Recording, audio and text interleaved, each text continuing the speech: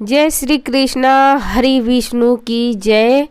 नमस्कार, आप सभी का मेरे चैनल में हार्दिक अभिनंदन है, हार्दिक स्वागत है। आइए अब सुनते हैं माघ महात्म 7वां अध्याय। दत्तात्रेय जी बोले, हे राजन, दूत के साथ स्वर्ग जाते हुए विकुंडल ने पूछा, हे धर्मराज, मेरा संयम दूर करने के लिए यह बताओ कि हम दोनों भाइयों को इस प्रकार अलग अलग क्यों फल मिला है। हम एक ही कुल में पैदा हुए, एक ही साथ रहे, एक ही जीवन व्यतीत करते थे, एक ही कर्म किए और एक ही तरह मृत्यु को प्राप्त हुए।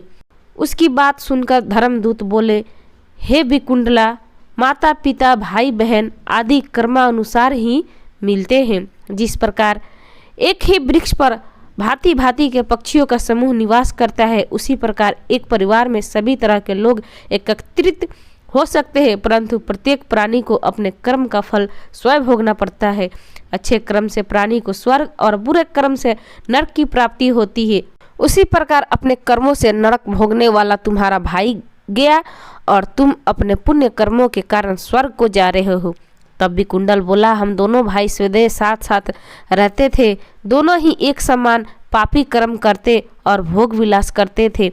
तब ऐसा कौन सा कर्म है जो मुझे स्वर्ग मिला। यह बात सुनकर उस देवदूत ने कहा, तुमने जो पुण्य किया है उसे मुझसे सुनो।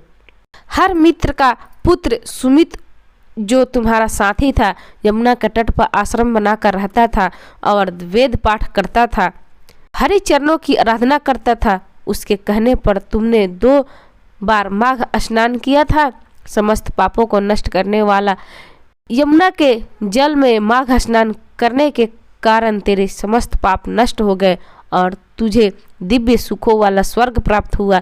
तेरा भाई पापचारा में रत रहने के कारण नरक की यातनाओं को सहन करता रहेगा। दत्तात्रेय जी बोले, हे राजन, देवदूत की इन वचनों को सुनकर वैश्य पुत्र ने दुखी होकर उसने कहा, हे साधो, सतपुरुष सदैव उपकार करते हैं।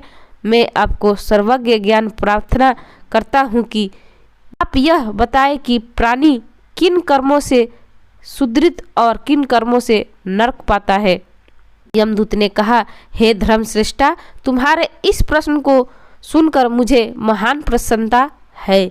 महर्षि, मेरे पास का समय का भाव है, तथापि मैं तुम्हारे इस प्रश्न का उत्तर अवश्य दूंगा। जो मन वचन कर्म द्वारा कभी किसी प्राणी को कष्ट न पहुंचाने, वे निश्चय ही स्वर्ग जाते हैं।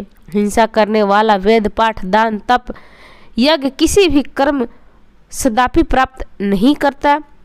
अहिंसा समस्त धर्मों का मूल और धर्माजन छोटे छोटे जीवों को भी रक्षा करते हैं, उनको नरक नहीं देखना पड़ता।